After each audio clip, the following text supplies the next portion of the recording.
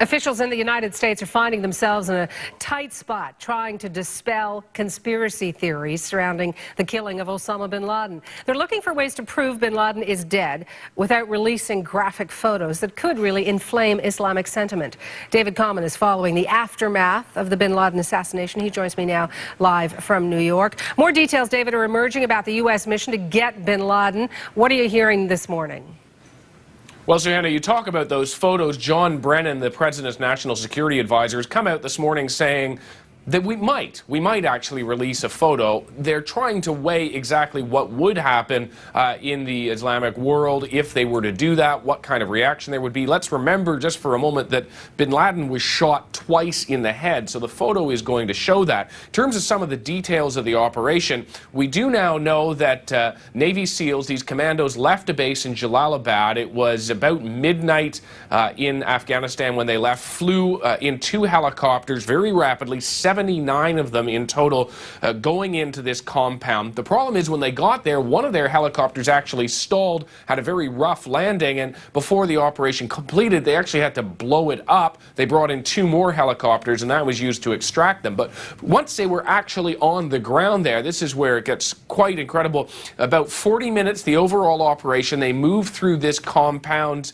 They found a number of women and children, tried to separate them. We did hear yesterday that a woman was used as a human shield by one of these bodyguards in the compound. Both the bodyguard and the woman were killed in the course of this operation. It was actually at the later stage of the operation up on the 3rd floor of this building, which had really seemingly been purpose-built. It was on that 3rd floor where OBL, as they call him, was found, and that's when the call went back to CIA headquarters for God and country, Geronimo, Geronimo, Geronimo. Geronimo being the code word for bin Laden captured or killed. In this case, Leon Panetta, the CIA director, over a secure video link back to the White House, radioed to President Obama and his national security team in the Situation Room that bin Laden was EKIA, enemy killed in action. I want to talk about Pakistan as well, David, because the government there has faced criticism for its performance in the fight against global terrorism. It has been accused of harboring bin Laden and also other key members of al-Qaeda. What is the government in Islamabad saying about those accusations?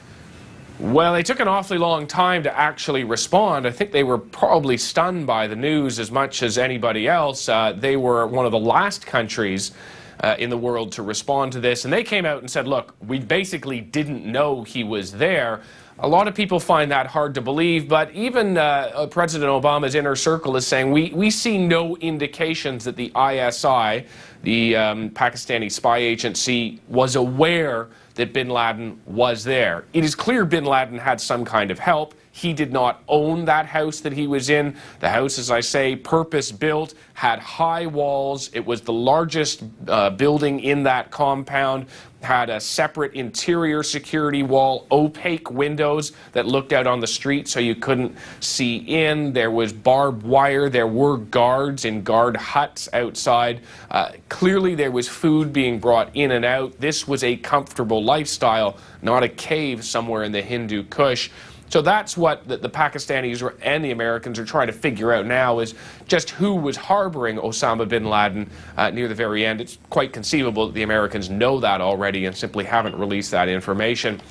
The interesting part with the Pakistanis also that they weren't told about this operation. So when people reported hearing all these explosions taking place in the compound, and let's not forget the compound was just a short distance away from a Pakistani army barracks, that soldiers from the Pakistani army started preparing themselves and started racing down to that scene. Of course, by the time they got there, all of it was over. The Navy SEALs were out. Osama bin Laden's body was on the way to that aircraft carrier where it was dumped at sea.